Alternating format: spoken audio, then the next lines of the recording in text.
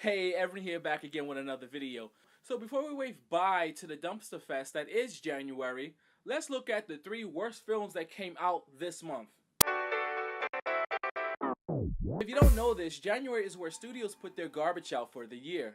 Believe me, there's more than 3 films I wanted to put on this list, but I wanted to use those keywords because you know how that YouTube algorithm works.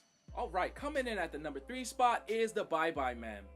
Now, The Bye Bye Man was a horror film that was released this month, if you think it qualifies as a horror film at all. This film, I will say, saving grace was the plot. It was pretty interesting. It's about a demonic figure, ghost if you will, that gains its power by everyone who says its name or who thinks about it, and I think that was it. That's the movie. It's kind of interesting, I guess. You know, it's different. But the pacing and build-up was just painfully slow. I mean, it spent so much time getting to where it wanted to go that when it got there, I wanted to go from the theater. Not to mention, the acting was pretty piss poor. The writing was pretty lazy and filled with cliches and tropes. It just made it that didn't even feel like an original movie. It just felt like a dump fest in January, and that's why it made its way onto this list.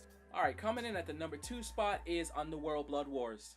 The film stars Cate Blanchett as Celine, who once again is in the middle of a tug of war between the vampires and the Lycans. Now in this film, both sides are fighting over her blood because her blood somehow creates super monsters. So now she has a super soldier serum in her blood.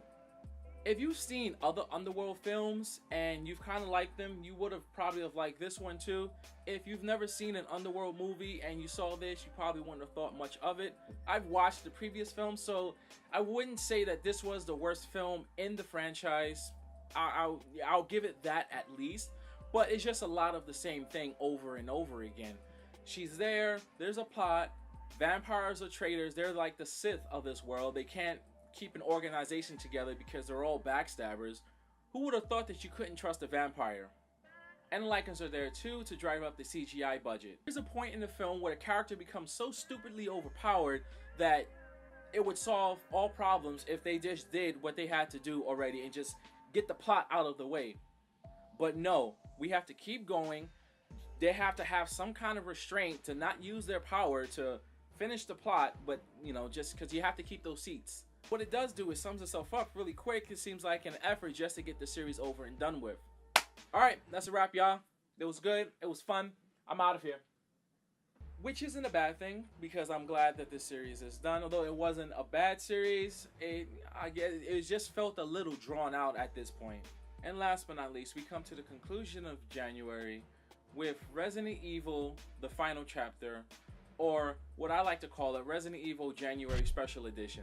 So Resident Evil Final Chapter brings back our hero Alice again to do something stupid with the T-Virus because Umbrella Corp is continuing to destroy the planet, and a dumb plot that wants to rehash everything that they've made plus thrown away at the same time, and a convoluted story with just ridiculous action scenes. Like, this film absolutely stands for the T-Virus because it has terrible cuts, terrible editing, terrible cinematography, and terrible music. At this point, I don't know who defends this movie at all because everything about it is absolute garbage. Every second of this movie is a jump cut. Every second of this movie is a terrible shot of a monster that you can't barely see because they put this overcast of dark for some reason to make it seem like a horror movie again. But it doesn't feel like a horror movie because it feels very cheap with this horror jump scare trope that it brings up all the time. So many instances in this movie where the music drowns out and you know some corny monster is going to jump out of nowhere to try and scare you. I've never been scared of the Resident Evil movies. Why are you trying to scare me now? Not only that, the CGI is absolute garbage. There are scenes where you know they're using a green screen.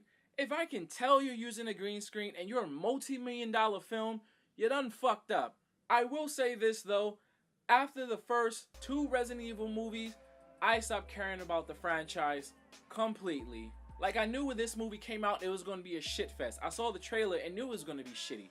There's nothing in the trailer that made me think that this movie was going to be worthy of anything but a garbage award. This film belongs in a dumpster named January because that's exactly what it is. It is the embodiment of a shitty January movie. So if you're thinking about checking this film out because you're a fan of the video games, you're a fan of the movie series, I'm warning you to stay away from it because you'll be disappointed and you'll come out smelling like shit. Alright everyone, let's all get together and give ourselves a big old hug for getting through this shitfest that is January and all the movies it loves to dump on us. Not quite out of the waters yet. Upcoming is February, and that's sort of like January Part 2. Although not as bad as January, we do get a healthy amount of comedies and rom-coms. So fellas, if you're going to the theater with that date that you have planned in mind, you better bring something a little extra with you because you're gonna need it. Next up in my monthly movie summary is the top 3 best films of January, if there is such a thing. Well, that's it for this video. Let me know if you braved the waters of January and you saw anything. Do you think any of the movies you saw belong in this list instead? Let me know in the comment section below. And until next time, Everin out.